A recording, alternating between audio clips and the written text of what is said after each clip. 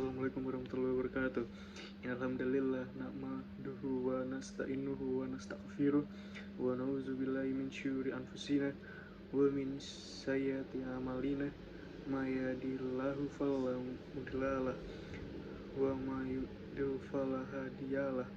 Asyhadu an la ilaha illallah wa asyhadu alla syarikalah wa asyhadu anna Muhammadan abduhu wa rasulullah. Allahumma sholli wa sallim wa barik ala sayyidina Muhammad wa ala ali sayyidina jema'in. Amma ba'du. Jamaat sholat Jumat yang berbahagia. Alhamdulillah atas nikmat dan karunia Allah pada siang hari ini kita masih dapat berjumpa untuk bersama-sama mengerjakan ibadah sholat Jumat di hari yang sangat mulia ini dibandingkan hari-hari biasa lainnya, yaitu hari Jumat. Sholawat beserta salam semoga senantiasa tercurahkan kepada junjungan kita Nabi Muhammad SAW, kepada keluarganya dan sahabat-sahabatnya, dan semoga kita termasuk umatnya yang mendapatkan syafaat kelak di yaumul qiyamah.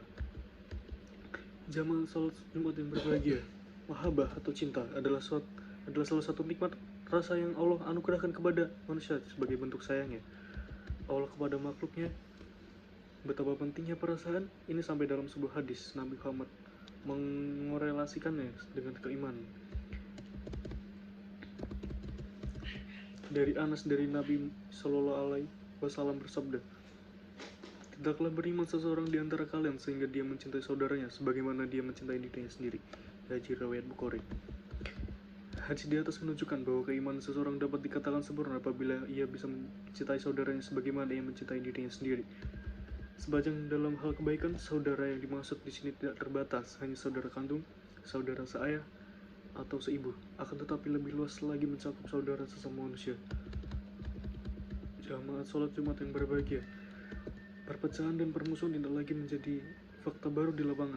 Dewasa ini masyarakat tampak lebih mudah tersulut emosi yang kemudian berujung pada cacian dan hinaan hanya karena masalah-masalah furu, perbedaan golongan, instansi, suku, dan atau bahkan mazhab yang dianggap menjadi ranah sensitif yang rentan terjadi gesekan karena perbedaan pendapat.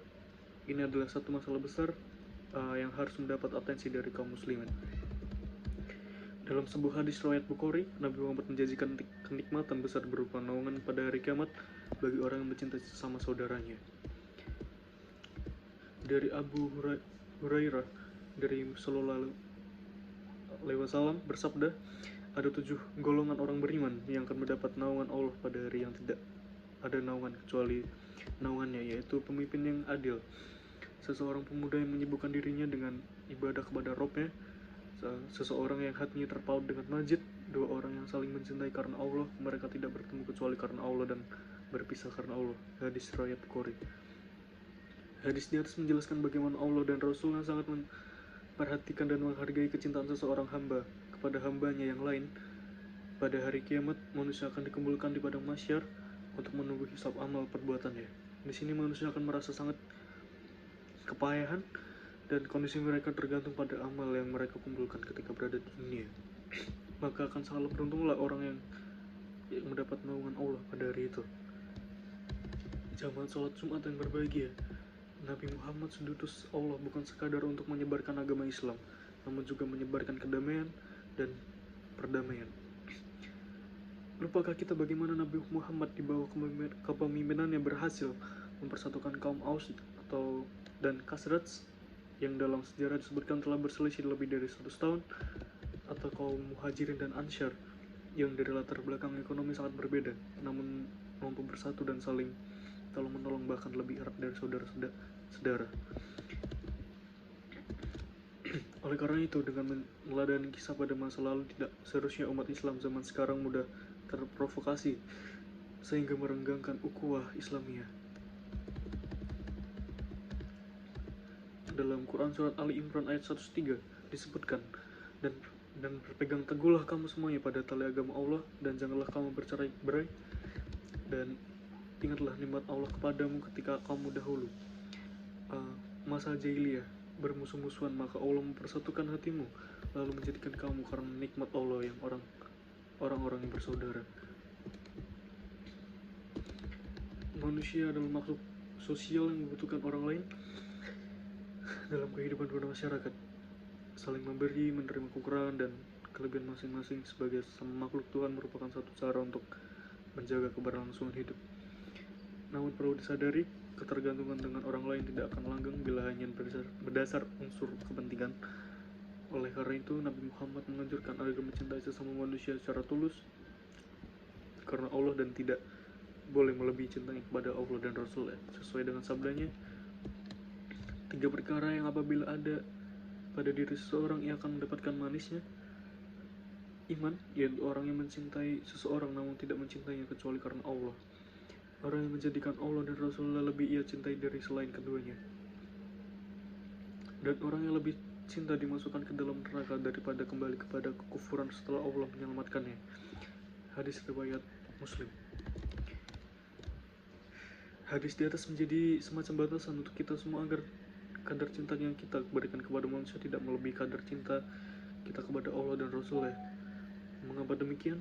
Berlebihan mencintai manusia membuat manusia lalai karena hakikat mencintai adalah berusaha memberi yang terbaik kepada yang dicintai, bahkan terkadang mampu mengorbankan apapun demi orang yang dicintai.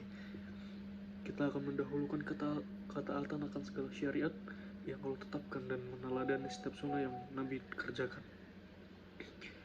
Demikianlah khutbah pertama ini. Semoga Allah senantiasa melimpahkan rahmat dan taufiknya. Amin. Barakallahu li wa lakum fil Qur'anil azim wa nafa'ni wa iyyakum bima fihi minal ayati wa zikril hakim.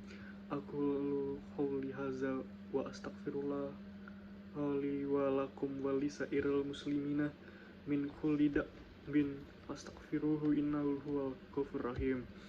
Jamaah sholat yang berbahagia, ada beberapa hal yang dapat dilakukan untuk menguatkan cinta karena Allah, antara lain mengabarkan kepada orang yang dicintai bahwa kita mencintai karena Allah, sebagaimana disebutkan dalam hadis, apabila salah seseorang dari kalian mencintai saudaranya, hendaklah dia mengutarakan kepadanya. Hadis riwayat Bukhari. Yang kedua yaitu menebar salam. Nabi Muhammad bersabda, maukah kalian aku tunjukkan sesuatu yang apabila kalian melakukannya, niscaya kalian akan saling cinta. Terbangkanlah salam di antara kalian. Hadis riwayat Muslim. Yang ketiga, saling memberi hadiah. Saling memberi hadiahlah, niscaya kalian akan saling mencintai. Hadis riwayat Bukhari. Yang keempat, memelihara ziarah. Nabi bersabda, berkunjunglah secara berkala, niscaya kamu akan bertambah cinta. Dan yang terakhir, saling antusias terhadap ketaatan dan meninggalkan maksiat.